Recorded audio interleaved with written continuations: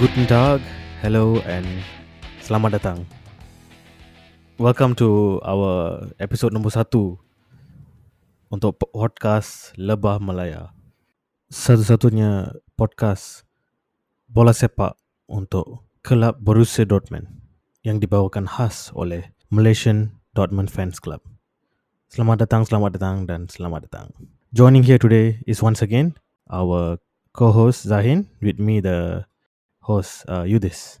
I'm sure you've listened to our episode 0, which is the introductory episode, which is Kelab Cinta Hati Borussia Dortmund.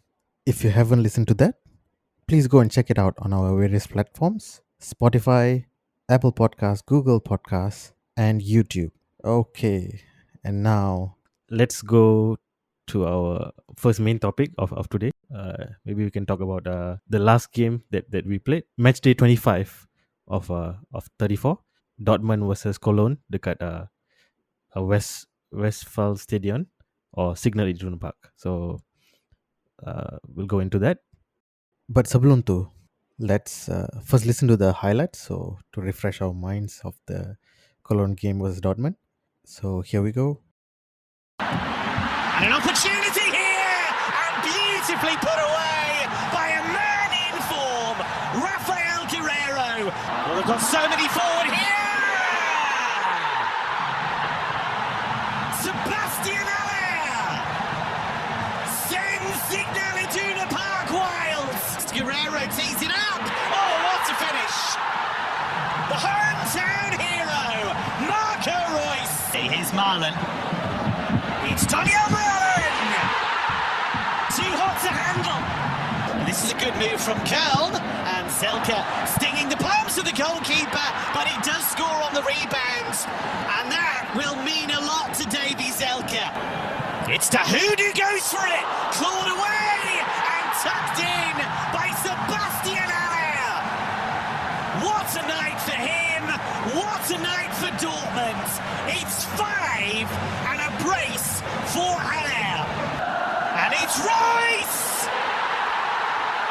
Bundesliga goal number 150 in the glittering career of Marco Reus.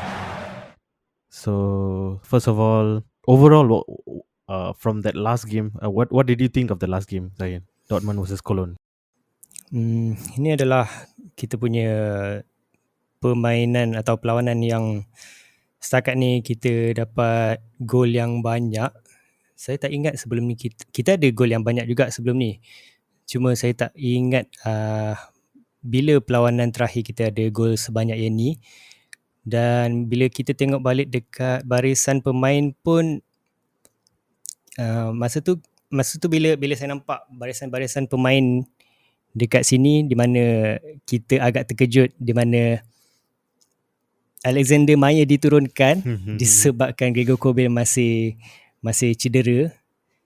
Bukan nak cakap Meyer ni adalah pemain yang tak baik, bukannya nak cakap Meyer ni tak boleh diharapkan bila diturunkan dalam padang, tapi apa-apa pun kita sebagai peminat Borussia Dortmund, kita dah tahu Gregor Kobel jauh lagi reliable dalam situasi macam ni. Tapi kalau kita tengok pemain kita, bahagian defender kita pun bolehlah cover Meyer. Walaupun ada satu bolos, saya rasa ini adalah setakat ni adalah result yang terbaik kita. Dan kita pakai formasi yang biasa kita pakai, iaitu Edin Terzic punya formasi yang dia minat, di mana dia suka main 4 di belakang, iaitu Julian Riazon, Schlotterbeck, Zule, Wolf. Saya rasa ini adalah 4 defender yang sangat reliable juga, di mana kita boleh jadikan Riazon dengan Wolf sebagai kita punya wingback, yang di mana kita akan gunakan keluasan padang kita di bahagian kiri kanan. Walaupun Riazon ni ramai dah start bercakap Riazon ni tak ada skill bola yang yang boleh diharapkan, tapi sebenarnya saya suka dia. Dia kira macam ada energetik tu yang boleh naikkan semangat pemain-pemain. Bila pemain kita tengok Riazon ni masih lagi aktif, mungkin itu salah satu motivasi untuk naikkan semangat pemain untuk teruskan sentiasa aktif. Sebab kalau kita tengok pun sebelum-sebelum ni, atau senang cerita musim sebelum ni, kita banyak kalah di bahagian mentality sebenarnya. Kalau kita dah start bolos satu gol, boleh nampak yang kita terus rasa down. Pemain-pemain kita semua terus muka jatuh ke bawah, terus hilang mentality atau hilang momentum. Dan saya rasa bukan setakat Riazon je yang menaikkan semangat. Saya rasa sebenarnya ini adalah Edin Terzic punya kepakaran dia untuk naikkan mentality pemain walaupun kita tengah bolos. Sebab kalau kita bandingkan dengan, macam saya cakap tadi, kalau kita bandingkan dengan perlawanan sebelum-sebelum ni, di mana manager kita bukan Edin Terzic, kita boleh nampak pemain terus akan jadi drop. Dan saya baru cakap pasal defender je tadi. Mungkin saya akan senaraikan pemain-pemain kita, dan mungkin saya akan tanya pendapat Yudi sendiri, apa yang bagusnya tentang pemain yang kita gunakan lawan Köln ni. Dan barisan pemain yang kita ada sekarang ni, Maya, Riazon, Schlotterbeck, Zule, Wolf, Dahoud, Royce, Guerrero, Bellingham, Malen, Haller. Saya rasa Guerrero ni mungkin salah satu topik yang boleh kita cakapkan juga, sebab dia bukannya bermain di posisi yang sebelum-sebelum ni kita tahu. Biasanya sebelum ni mesti dia akan main di bahagian wing back atau bahagian kiri belakang, Yes. di mana dia akan bawa bola ke depan, tapi dalam masa yang sama kalau kita kena serang, dia akan cover balik bahagian belakang. Tapi bukan dalam situasi ni. Situasi ni sama ada Wolf atau Riazon dekat bahagian kiri. Saya rasa Riazon yang jaga bahagian Guerrero. Jadi saya nak tanya apa pendapat Bro Yudis berkenaan dengan barisan skuad masa lawan Köln ni. I think one thing I boleh ingat ialah I think like Zahin cakap lah, Guerrero usually play as a left back kan. Yes. Left wing back. So it was interesting to finally see Guerrero dekat can say midfield position. Dengan surprisingly Dahoud started the game. So I actually dulu saya peminat Dahoud juga, but then one thing about Dahoud is dia selalu sometimes injured, sometimes not consistent, and the past few years ramai coach came and went, but Dahoud didn't get a very very strong starting position. Other than I think the last time dia play consistently was under Tuchel. So since then we haven't seen Dahoud play in this kind of position. So I think credit definitely goes to Edin Terzic. Walaupun dah lama tak main Dahoud, suddenly he get a masterclass. Just put these three people in the middle, Guerrero, Dahoud, and Royce, and then we have and of course Bellingham pun in that mix, and we have out of nowhere amazing midfield. So and then to cover the position that Guerrero used to do, of course we brought in Ryerson. I was watching the game and I tengok Ryerson macam gila player ni. Energetic is one, and then bila of course some player kita akan pergi ke attack phase, but Ryerson end up being the last man standing dekat side defense kita.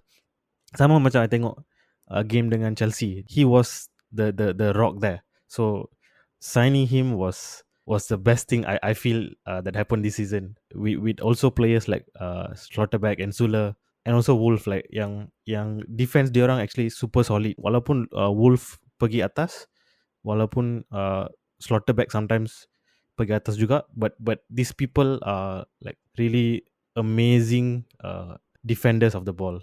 Without them, I think we wouldn't have gone to this winning run. And of course Kobel also. Saya rasa sebab Dahoud pun memainkan peranan juga kat bahagian dia kalau ikutkan formasi yang saya tengok sekarang ni, Dahoud berada di tengah bahagian kanan, tapi sebenarnya mengikut pandangan dari segi kaca TV tu, sebenarnya setiap kali kalau kita tidak dapat bola, saya akan nampak Dahoud ni sebenarnya dia yang akan cover di bahagian belakang tengah kita, di mana Schlotterbeck dan Zule akan buka ruang untuk Dahoud cover bahagian tengah. Dan bila kita dapat bola pula, Dahoud sebenarnya dari tengah tu dia akan distribute bola ke bahagian sama ada kiri atau kanan. Kalau kita tengok pun sebelum ni pun sebenarnya boleh nampak yang Terzic ni memang nak gunakan bahagian sayap kiri kanan kita, dan kita akan mengharapkan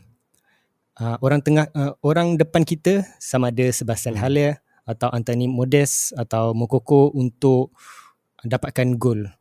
Sebab apa yang saya ingat masa awal-awal musim hari tu, semasa latihan di Switzerland, saya ada nampak beberapa report di mana Edin Terzic membuat temu ramah. Pandangan Edin Terzic sendiri kalau tak silap saya, apa yang saya tahu, dia ada mention berkenaan dia akan utilize bahagian sayap kita, dan dia mengharapkan Sebastian Haller untuk gunakan skill bahagian udara dia untuk tanduk bola masuk ke gol.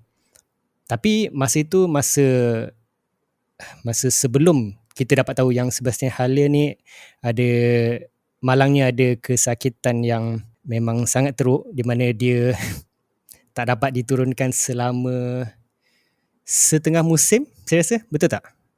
Saya rasa setengah musim kan? Hampir setengah musim. Yes. Dan di situ Edin Terzic tak ada pilihan lain selain membeli Anthony Modest. Kalau kita tengok Anthony Modest punya statistik pun boleh nampak sebenarnya Modest semasa di Köln ada lagi banyak gol di bahagian udara berbanding kaki.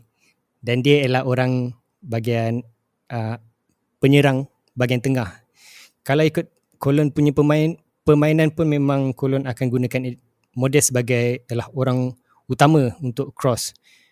Dan kalau kita tengok permainan ni pun boleh nampak yang Edin Terzic gunakan Zule sebenarnya. Kalau ikut statistik apa yang saya nampak sebenarnya, Zule mesti dia yang jadi permulaan build up kita. Di mana mengikut statistik yang saya tengok sekarang ni, contoh macam gol pertama, saya sentuh gol pertama dulu, ialah Zule passing kepada Wolf, lepas tu Malen, dan Malen passing ke Guerrero.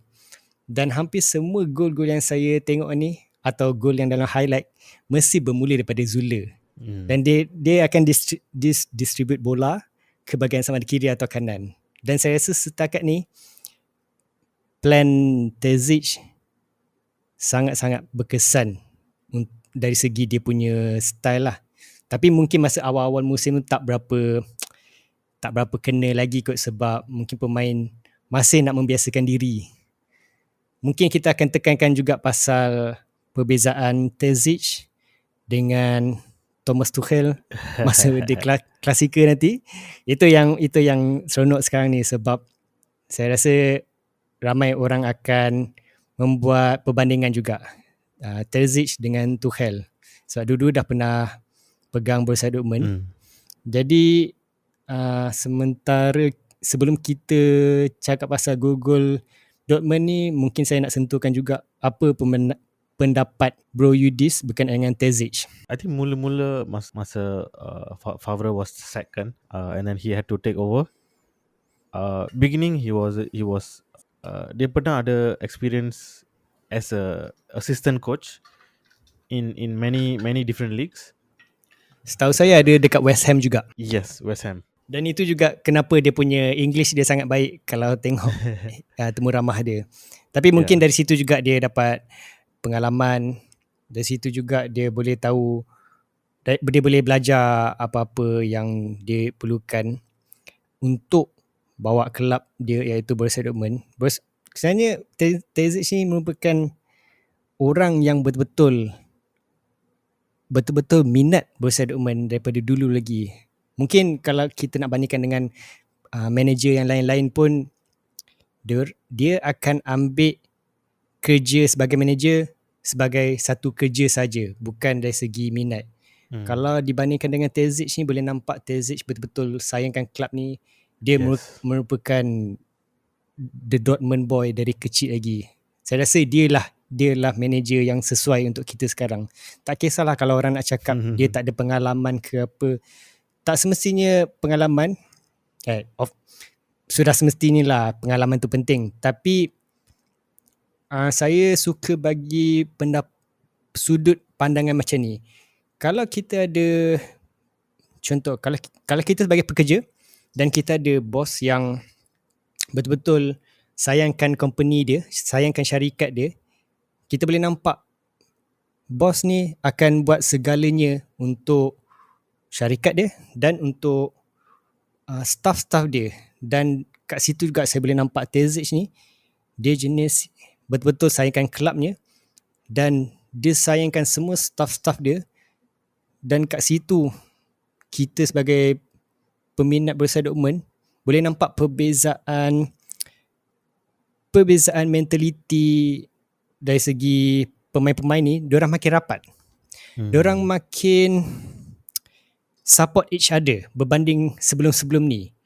Kalau paling senang kita nak tengok pun masa zaman yang Champions League, Nico Schulz, nama yang sangat seram nak cakap sekarang ni.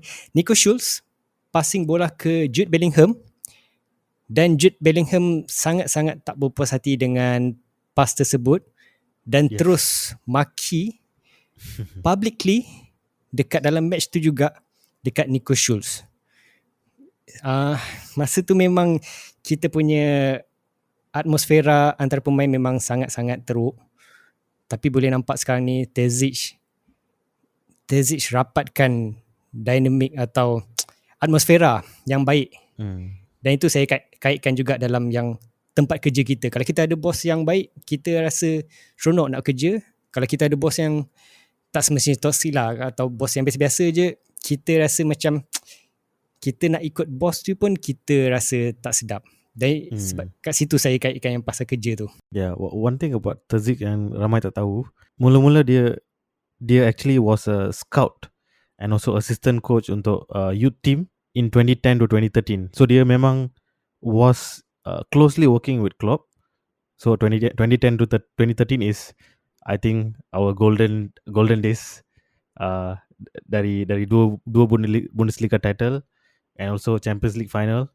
And then so he started there, and then like after that he was assistant coach at Besiktas, assistant coach dekat West Ham, then a few other and then from West Ham that's when he became assistant at Dortmund, and so on. That's how he ended up being Dortmund coach. So that progression from assistant coach, so biasanya assistant coach but assistant coach will be the ones very close to the players. That's how usually teams work.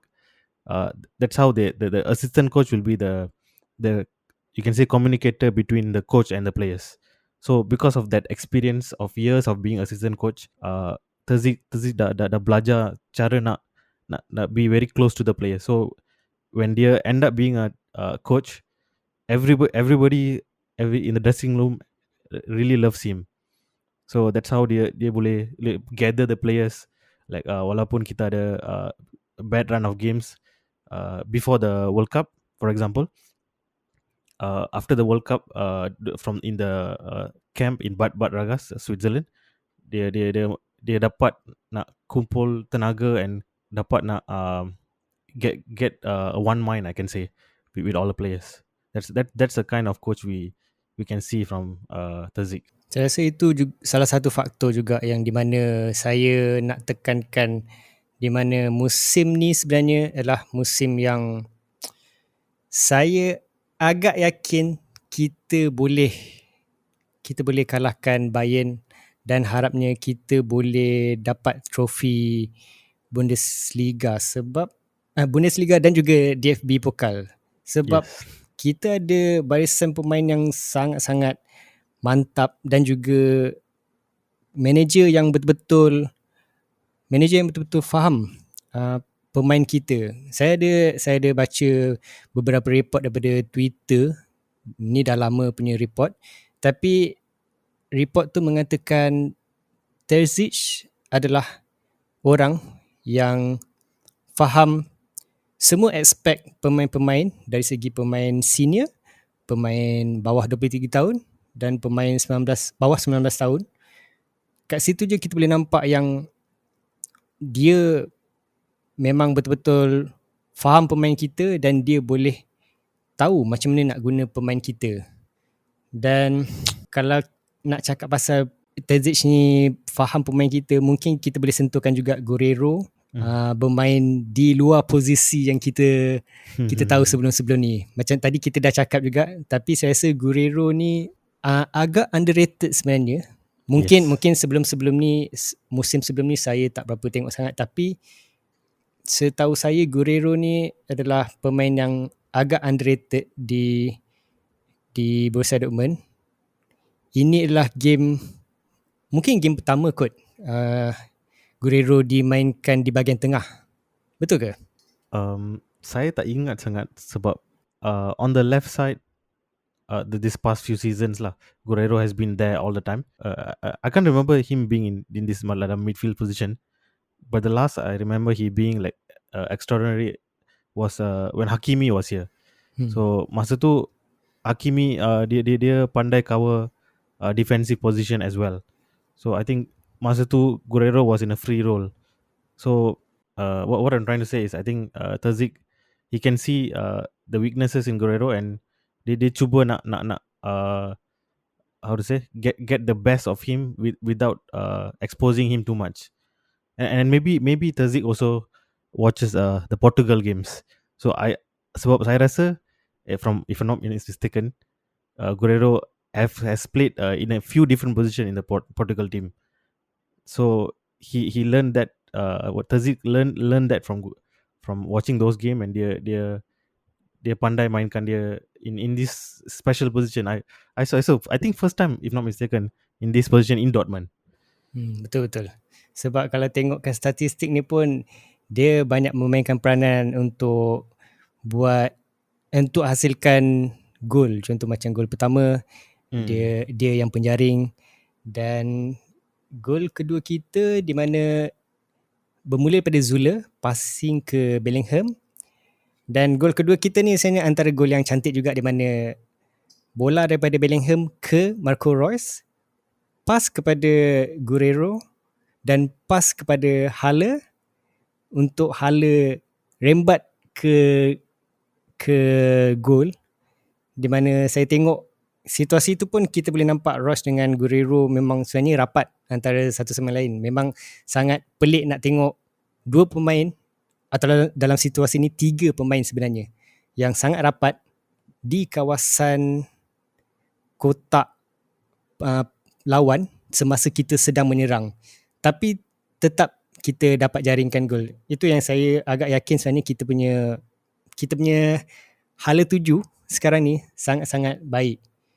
Dan gol kedua ni sebenarnya Rafa yang assist hala ni, dan gol ketiga pun dia tetap assist. Itu yang saya rasa agak sedih. Sebelum-sebelum ni kita tak dapat utilisekan sangat Guerrero ni. Bukan nak kata Guerrero ni tak bagus, dan bukan nak kata manager tak pandai guna, tapi tak tahu kenapa bila dia tukar ke central midfield, bahagian midfield ni, dia jauh lebih baik. Mungkin luck pun memainkan peranan lah, saya rasa. Tapi saya rasa kalau kita boleh gunakan Guerrero di bahagian tengah untuk lawan Bayern pun, saya rasa kita boleh pecah bahagian tengah Bayern sebenarnya. My opinion is sebenarnya, I think for me lah personally, I feel like Guerrero jarang ada bad game actually. Putting him in more focus on attack gets the best out of him lah, saya rasa. So that's how Terzic able to recognize that.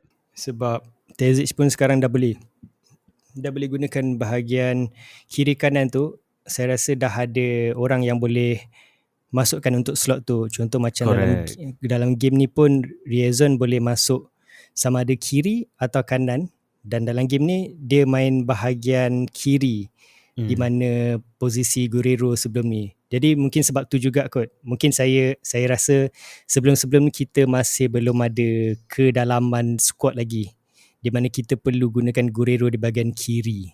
Kalau dalam game seterusnya Guerrero di bahagian tengah pun mungkin boleh challenge Bayern punya bahagian tengah juga, dan juga bahagian defend dia.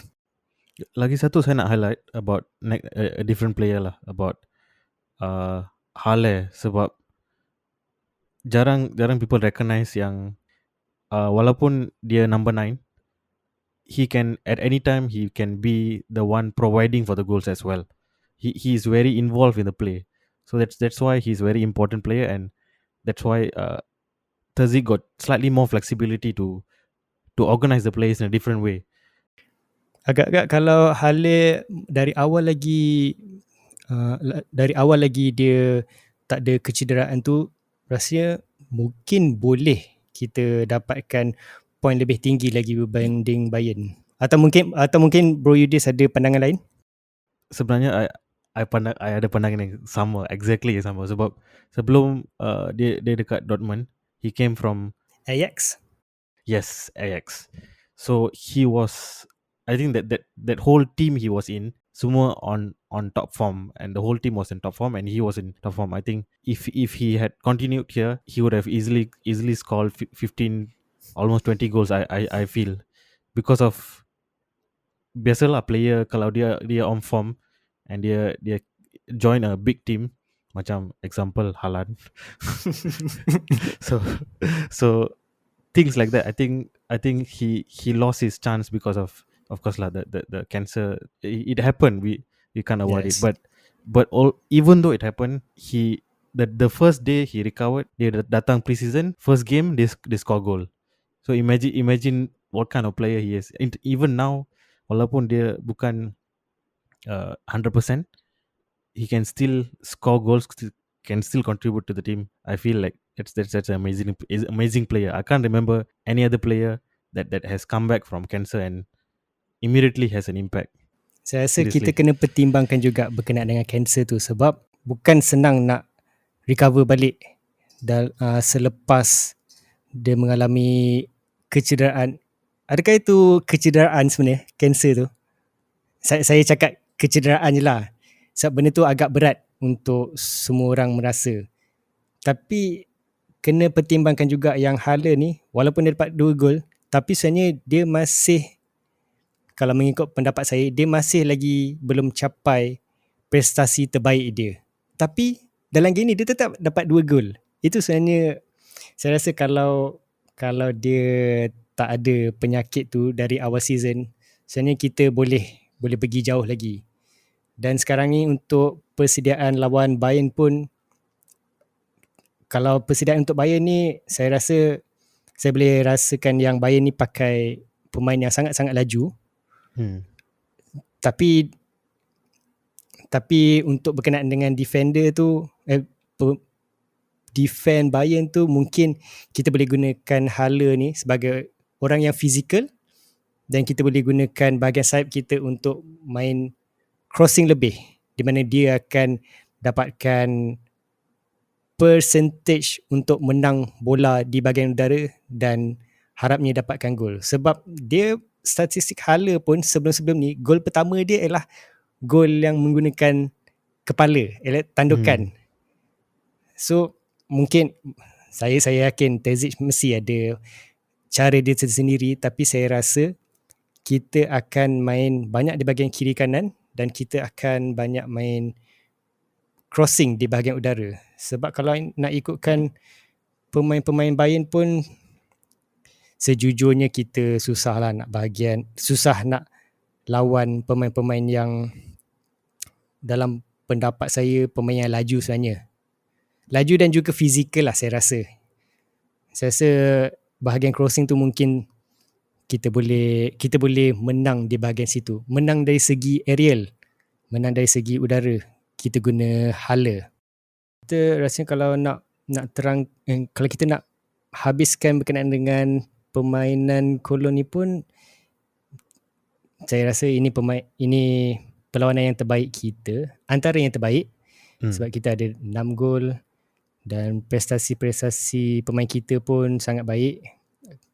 Cuma itulah, mungkin saya akan sentuhkan juga berkenaan dengan Anthony Modest, sebab saya tak berapa berkenan sangat dengan cara Modest ni, di mana dia tak gunakan fizikal dia atau tak gunakan dia punya kelebihan dia untuk menjaringkan gol. Sebab bagi saya dalam game Köln ni pun ada satu peluang yang dia sepatutnya boleh dapat depan gol, di mana Bellingham sendiri yang pas atau cross bola tersebut ke Modest, tapi mungkin terkena pemain Köln dan dia punya reaksi berdepan dengan gol, di mana bola terreflect daripada defender tu, menyebabkan dia tak dapat nak golkan daripada bola. Sepatutnya, mungkin saya rasa kalau Hale atau pemain-pemain lain yang ada insting untuk positionkan diri dia, sebenarnya mungkin dia boleh dapatkan gol. Tapi saya tak berapa berkenan dengan Modest diturunkan atau dimasukkan dalam mana-mana game pun, dan saya harap dia tak masuk lah dalam berkenaan berlawan dengan Bayern nanti. I think untuk based on the so many games we've seen, I pun dah tak berkenan dengan Modest sebenarnya. Sebelum dia datang ke Dortmund, actually for years I'm actually a big Modest fan, sebab dia seriously for so many years he has been very consistent. Dia tukar club pun dia selalu perform. He used to be in Cologne and he left to a different club. I tak ingat club mana. Then dia datang balik Cologne still on form masa tu last season. So I thought okay, so I thought Hala can play. But when I heard the rumor, okay, we're going to bring Modest, I thought okay, senior player and a lot of experience and he can contribute headers to the team. Tapi once he came, I have two problems. One of it is I will put on the recruitment. Sebab yes, he's a great player, tapi does he suit the team? Rasa macam tak. Sebab this last few season we are, if you look at all our goals, the last few season, we are not a big crossing team. Yes, betul. Yes, so I think Bazir je bring in Modest. So now we can see he doesn't work with our team, seriously, because his play is very limited to being like he is a number 9, tapi dia bukan he can only be at the top of the pitch. That only there he can contribute. He can't be involved in the play, so it's very awkward, I feel, in this Dortmund team. Tapi kalau kita sentuh berkenaan dengan point yang Bro Yudhis cakap tadi, we are not a crossing team, betul, itu saya setuju. Tapi saya rasa kita tetap akan utiliskan juga bahagian kiri kanan kita untuk membuat crossing, sebab salah satu benda yang menyebabkan Modest masuk ke Borussia Dortmund adalah tactical, di mana kita akan menggunakan crossing lebih banyak. Dan mengikut report-report sebelum ni pun, semasa awal musim ada juga yang bercakap di mana Terzic akan gunakan sayap kita untuk main crossing. Tapi mungkin nasib kurang baik untuk Modest, di mana dia tidak perform seperti yang diharapkan. Dan saya rasa Terzic kena faham juga dalam situasi di mana kita akan berdepan dengan kelab besar, contoh macam Bayern pada minggu ni. Saya harap Terzic perlu bijak untuk tak gunakan Modest. Dan saya cakap ni dalam cara yang sangat baik lah, bukan untuk merosakkan prestasi Modest, tapi Saya rasa dia tak perlu diturunkan pun. Mungkin pilihan kedua untuk striker kita mungkin boleh gunakan Mokoko sebenarnya. Kita tak sentuh lagi pasal Mokoko. Mungkin kita akan sentuh lagi dalam episod akan datang. Tapi saya rasa Mokoko mungkin pilihan kedua yang terbaik sebab dia ada kelajuan. Dia masih muda lagi dan dia sebenarnya boleh belajar macam mana nak gunakan taktikal kita dan utilize semua padang di bahagian tengah. Di mana kalau kita nak bandingkan dengan Modest pula, Modest dah tua dan sepatutnya dalam usia dia tu, dia dah perlu tahu setiap possible outcome setiap kali kita nak menyerang ke atau kita kena serang ke. Dan dia masalahnya tak ada insting striker sebenarnya. Itu yang saya rasa Terzic kena bijak, tak perlu gunakan dia. Yeah, that's the thing. I very one is disappointed and very surprised yang dia tak ada instinct striker dekat di Dortmund. It's so weird because di Köln it was opposite. He reminds me of Lukaku actually sebenarnya. Sebab dia ada physicality tu, dia ada instinct. But just like how when Lukaku came to Chelsea, tiba-tiba flop, betul-betul Mukoko pula. Tiba-tiba Modest rasa macam a big flop juga. Okay, so I think we move on from him. I think I just want to touch on another player because I think walaupun game ni he wasn't his best game, but he had that fire in him. I feel for me Malen had an interesting role in this game and dia memang contribute banyak. Dia memang for me lah, ever since the World Cup break was over, I think Malen has been putting so much work into it. Walaupun dia kadang-kadang dia unfortunate ataupun dia tak on form, dia really hardworking and you can see in this game he managed to even score a goal in before the half time. Mungkin kita boleh harapkan Malen juga sebenarnya sebab dalam bola sepak ni macam-macam boleh jadi. Sedangkan sebelum-sebelum ni kita tak percaya pada kelebihan Emre Can, tapi sekarang dia adalah pemain yang kalau kita tak turunkan dia, kita rasa macam tak selesa di bahagian tengah untuk mendapatkan bola. Dan saya harap Malen itulah jadi pemain yang dia akan improve. Cumanya kalau nak sentuh pasal Malen ni, salah satu benda yang saya tak berapa suka pasal dia ni, kalau dia dah berdepan situasi depan gol, dia punya sepakan tu hampir semua sepakan dia akan betul-betul kat tengah gol. Kat betul-betul di mana posisi penjaga gol duduk. Kalau tengok gol dia yang gol keempat, bola daripada Niklas Zule lagi, macam saya cakap, build up daripada Zule, pas ke Malen dan Malen sepak bola tu betul-betul ke keeper. Tapi nasib berpihak pada dia dapat gol tu. Bola tu mungkin terlampau laju yang keeper tak dapat nak tepis keluar, tapi dia tepis ke dalam. Tapi hampir semua sepakan dia boleh nampak yang Malen ni shoot betul-betul ke posisi keeper. Mungkin itu yang boleh dia improve akan masa datang, harapnya lah. Yeah, that one is quite obvious lah. I think our attacking coaches need to focus on giving training to Malen dengan Modest untuk finishing. Only I rasa finishing saja problem dia orang. Yes. Kalau finishing okay, boleh. That is what hala has naturally yang Malen and Modest you still need to work on, I feel. Okay, so overall I think like we talk about so much about the team, but we didn't talk about the goals. I think overall amazing goals by the whole team. Like most of it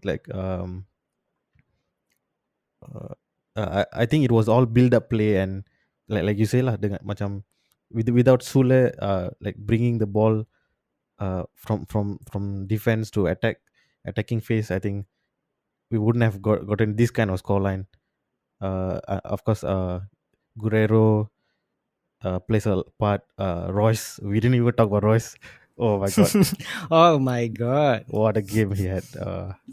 Scoring 2 goals, and I really like this. His the last goal also is like so really a solid performance, like a real captain's performance. I feel.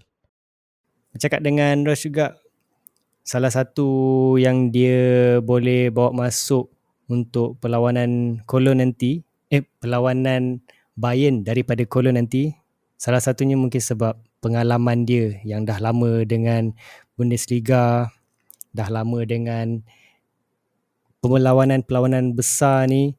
Macam dalam perlawanan Köln ni pun banyak juga yang dia memainkan peranan untuk dapatkan gol-gol kita. Contoh macam gol ketiga kita daripada Bellingham, passing ke Malen, Guerrero dan Marco Reus. Memang saya rasa tanpa dia, peluang kita nak menang tu makin menurun. Dan dia memang, walaupun dengan prestasi dia yang sentiasa cedera lah, tapi dia memang betul-betul senang cerita nadi untuk kelab kita, di mana dia boleh scan kita punya tempo permainan kita. Dia boleh scan kat mana yang kita boleh bawa, contoh macam posisi ke apa-apa. Dia memang dah berpengalaman dah bahagian situ. Bahagian Köln ni pun memang banyak betul contribution dia. Harapnya dia akan perform untuk perlawanan Bayern nanti. Tanpa dia memang saya rasa peluang nak menang tu susah, sebab kita tak akan dapat pemain yang ada pengalaman lama dekat Dortmund ni. Okay, so itu sajalah pasal Dortmund dengan Cologne. So our last game was a big game, so 6-1. So next game, upcoming game is the Klassiker. It'll be Dortmund versus Bayern at Allianz Arena. So Apa pendapat Bro Yudhis pasal dua manager yang orang akan perkatakan dalam media nanti? oh my god, I think for me personally, I think Tuchel is had been in the past one of the best Dortmund coaches ever, and cara dia keluar pun bukan pasal performance, it's just pasal disagreement with the hierarchy, which we will talk more about later. And it's going to be interesting with Terzic at the top right now, with just 1 point difference, and Tuchel coming into a Bayern team that hasn't performed very well this season. That's how Tuchel ended up here instead of apa nama dia, Nagelsmann, yang supposed to fight against Dortmund and also later on City as well. So it's going to be very interesting. And one thing is Bayern, one part which Bayern I feel has an upper hand is sebab Terzic the whole season would have planned to fight against Nagelsmann Bayern, because dia dah tengok semua pattern dia dah ready, setup semua dah ready. Kita pernah lawan Bayern satu kali, kita score the last minute goal with Modest. tapi now it's going to be very interesting sebab Terzic won't know what Tuchel is going to bring to the table. Either it's going to be a big show up by Bayern with Tuchel's tactics, satu, dengan enthusiasm mereka yang dapat coach baru, full of motivation, yang tu satu, ataupun dia akan disintegrate sebab Tuchel baru kenal team tu, dengan team yang tak perform very well, dengan cara dia yang a bit, I would say, bukan kasar tapi yang very strict, very authoritarian way, cara macam Guardiola juga. So it's going to be interesting. We don't know what's going to happen.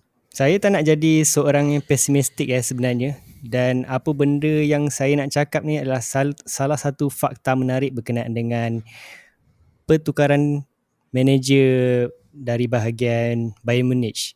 Ini adalah satu tweet daripada Stefan Baxko, di mana dia adalah seorang podcaster yang banyak bercakap pasal Dortmund, Dan dia juga adalah salah satu inspirasi di mana kita boleh dengar podcast-podcast dia, banyak cakap pasal fakta-fakta menarik.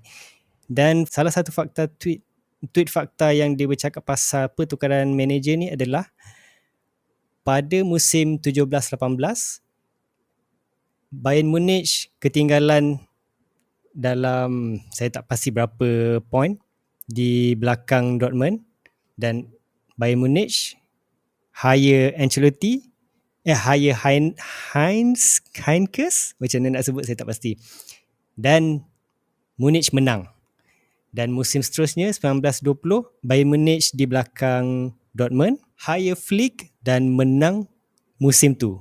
Dan seterusnya lagi pula musim 22-23 Munich satu point belakang BVB. Lepas tu dia hire Tuchel pula. Sekarang ni kita nak tahu benda tu akan jadi yang sama macam sebelum-sebelum ni ke tak. Harapnya bukanlah. Sebab boleh nampak sebenarnya Bayern pun sangat takut dengan kita punya prestasi ke. Mungkin sebab itu salah satunya dia buat pertukaran yang sangat-sangat drastik. Dia pecat Nagelsmann dan buang Tuchel. Okay, so it's going to be an interesting one. What do you think, Zahin, is going to be the lineup of Bayern? Apakah siapa player akan masuk? Sebab so far kita tengok this past few games yang on form, yalah, for me lah, I can see is Kingsley Coman yang memang on form, and then other players I think some are on form, off form, and then Bayern also just came out of a defeat to Leverkusen. So what do you think is going to be the formation with Tuchel being the coach?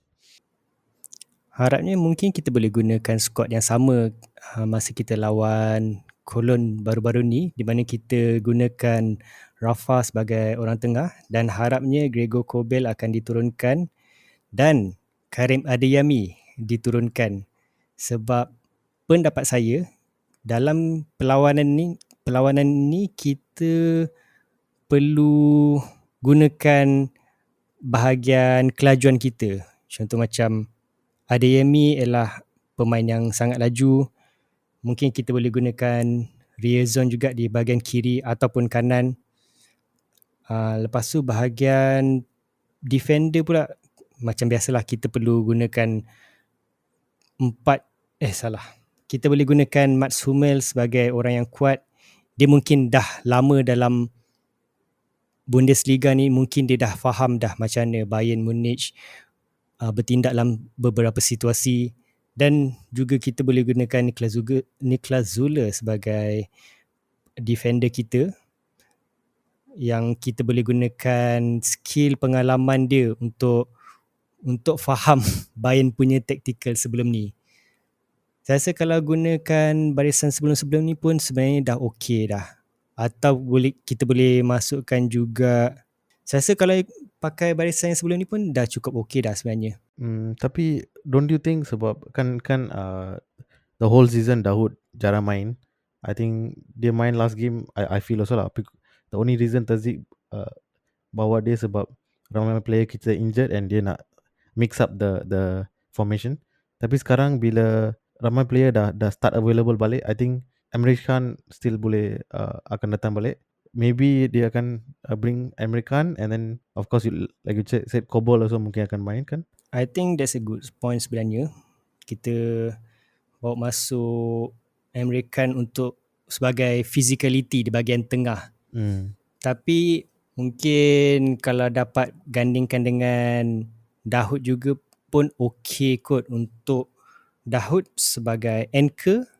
Kalau gunakan contoh macam perlawanan Köln ni pun Dahoud sebagai anchor, dia mana dia sambungkan build up daripada defender ke penyerang.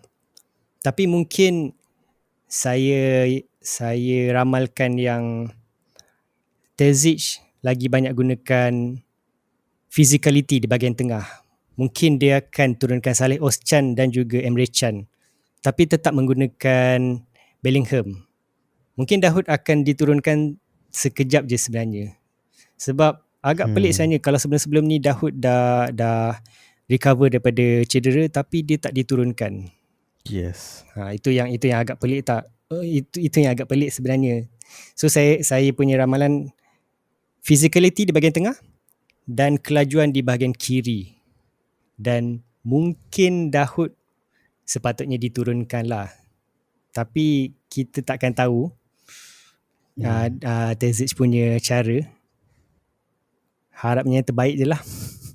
So, other than player ni, I think satu lagi player yang saya harap will be fit and boleh main is of course Julian Brandt. I dengar dia, he's one of Karim Adeyemi, Brandt dengan Kobel ada chance nak datang balik. So Kobel, yes, of course he's the best. If he's fit, he will be playing confirm. Tapi Julian Brandt dengan Adeyemi, I harap sangat dia orang fit enough for this game. I think to wrap it up, mungkin kita boleh ramalkan gol-gol untuk perlawanan di Klassiker ni. Saya akan ramalkan yang sudah semestinya kita akan menang. Sebab orang cakap kata-kata tu doa kan. Saya akan ramalkan yang kita mungkin akan ada bolos juga sebab ini adalah perlawanan besar. Tapi saya akan ramalkan kita menang 3-2. Oh. Di mana 3 Borussia Dortmund, Bayern Munich dapat 2. Ini adalah perlawanan yang besar. Saya yakin memang kita akan bolos juga. Okay, untuk saya nak cakap 3-2 atau 2-1. Tapi with Tuchel as the coach, we will also go with the attack. Walaupun no matter how strong our defense, I think kita pun akan dibolosi. And interestingly, in my mind I have the same scoreline, 3-2 juga. So mungkin itu adalah yang realistik kot sebenarnya. So ini adalah Bayern, memang 3 gol kita dapat tu sebenarnya agak optimistik sebenarnya.